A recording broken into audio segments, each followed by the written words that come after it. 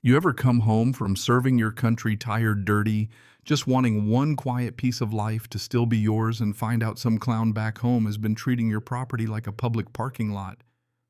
Yeah, that was me.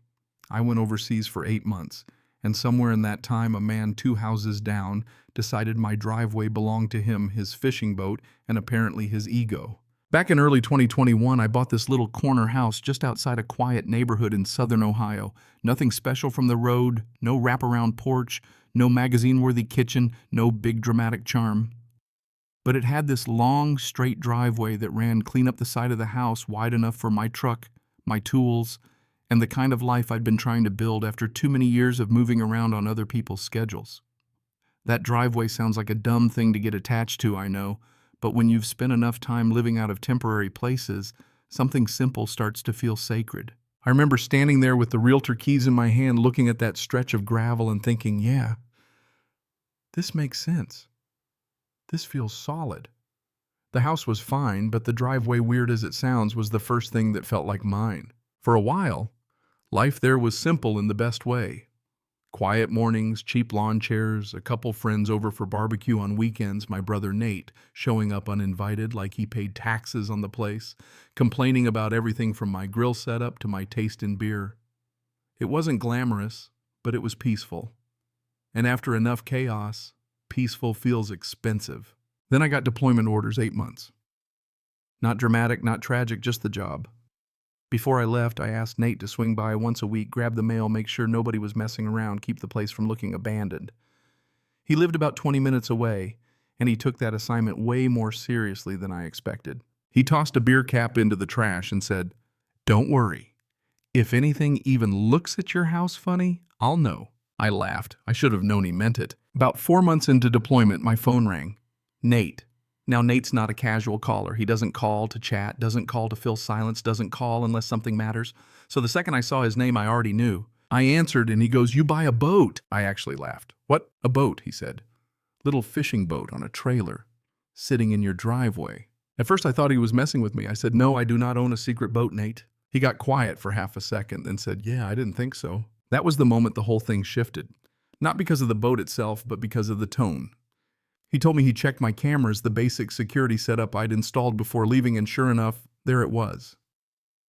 Around 11:30 at night, an older pickup backed into my driveway. A guy got out, unhitched. A small fishing boat, then drove off like he was parking at his own place.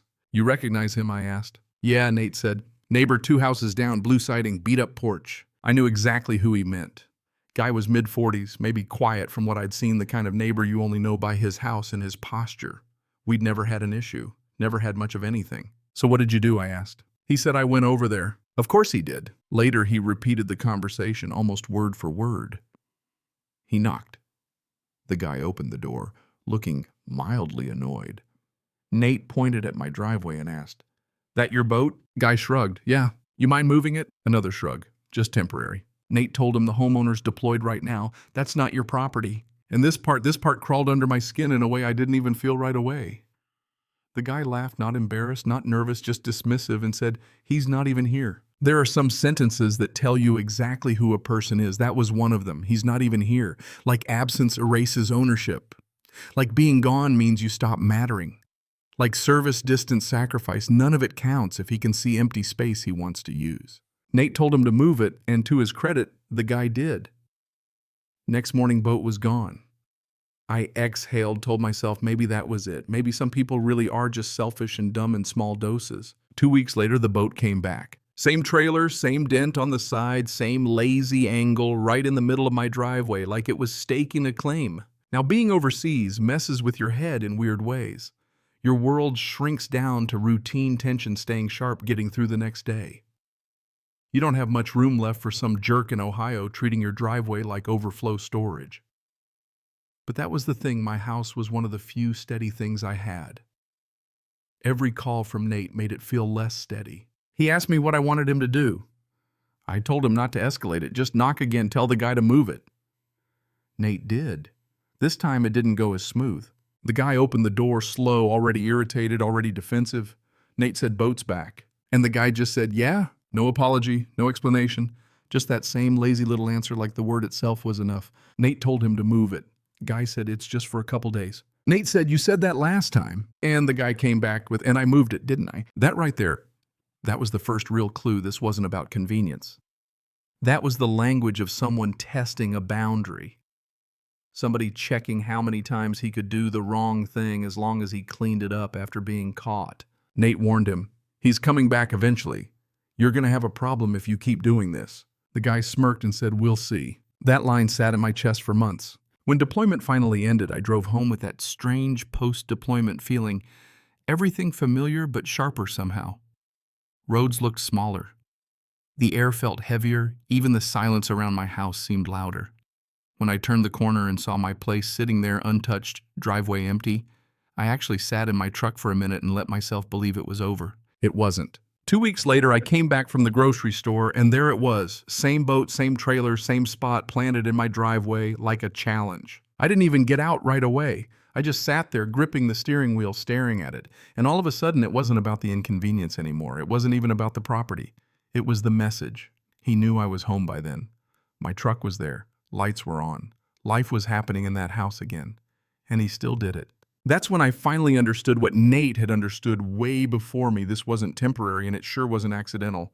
This was entitlement. So I walked over and knocked on his door. He opened it, saw me, and I caught that tiny flicker in his face. Recognition, then annoyance. "Oh," he said, "you're back." "Yeah," I said, "I am." I nodded toward my driveway. "That yours?" He glanced past me like he needed to confirm his own stupidity.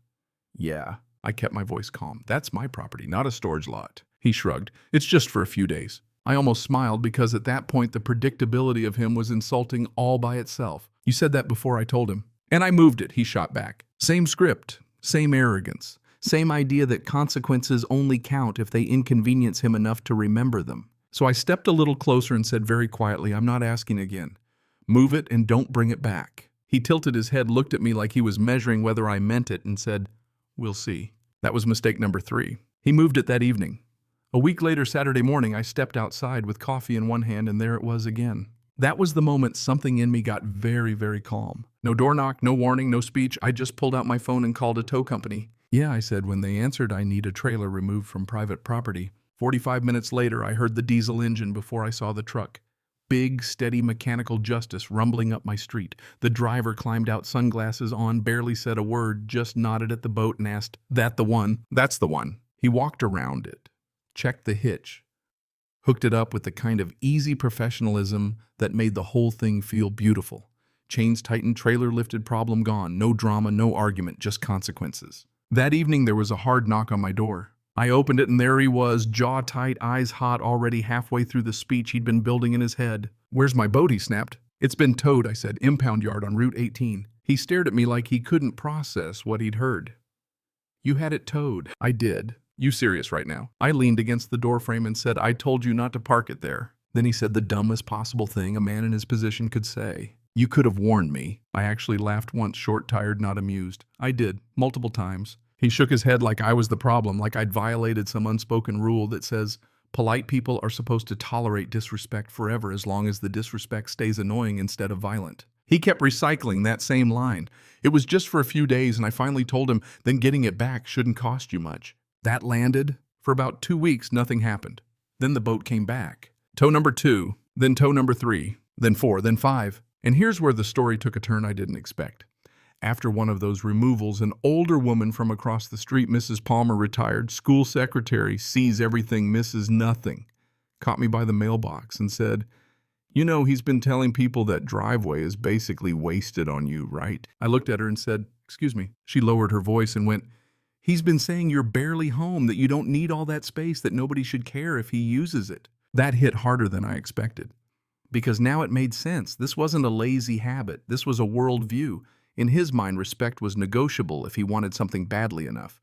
In his mind, ownership depended on use, and use depended on who felt boldest. That changed something in me. Not my actions, those stayed the same, but my understanding. I stopped seeing him as careless. He was deliberate. By tow number 6, he tried parking halfway into the driveway like partial trespassing was somehow a legal loophole.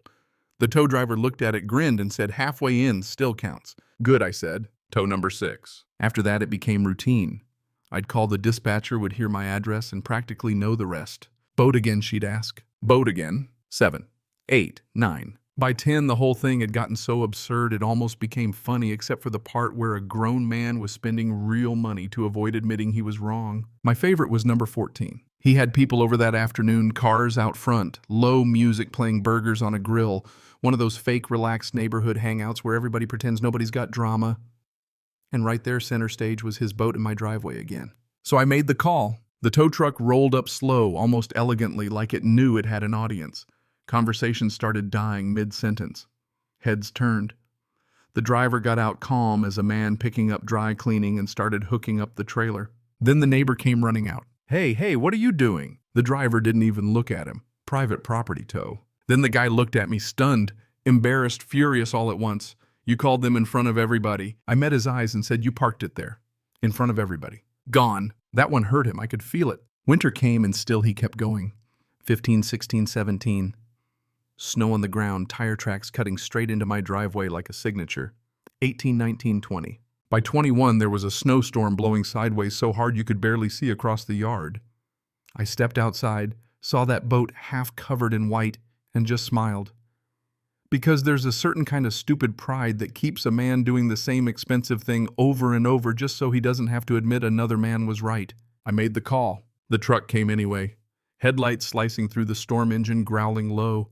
The driver rolled down his window and grinned. Boat again. Boat again. Chains on trailer up, gone. Then a gap. 3 weeks. No boat. Then 22. Then 23. And that was the last time. A couple weeks later, I noticed construction trucks next door. Workers measuring, digging, laying fresh gravel. 2 days after that, it was a brand new extended driveway on his property, wide enough for his truck, his boat, and all the space he'd been trying to steal from me for nearly a year. So in the end, he built exactly what he should have built in the first place. Only now it probably cost him thousands plus impound fees, tow fees, storage fees, and whatever pride is worth when you burn through all of it. We don't talk now. Sometimes I see him outside. We exchange that stiff little nod people give when the whole conversation already happened through consequences. And every now and then I think about what the whole mess taught me. Not some big heroic lesson, just a hard, quiet truth. A lot of people don't respect kindness. They test it. They read patience as weakness, absence as permission, silence as surrender. And if you keep explaining your boundary to somebody committed to crossing it all, you're really doing is teaching them how long they can get away with it. Sometimes the most honest thing you can do is stop arguing and let reality send the bill. Anyway, I'm curious, if you were in my shoes, how many times would you have called that tow company before you did something different? Did I go too far or not far enough? Tell me what you think in the comments and tell me what you would have done, because people get real divided on this one. And if you've ever dealt with a neighbor, HOA, or anybody else who thought your boundaries were optional, drop your story too. I want to hear it.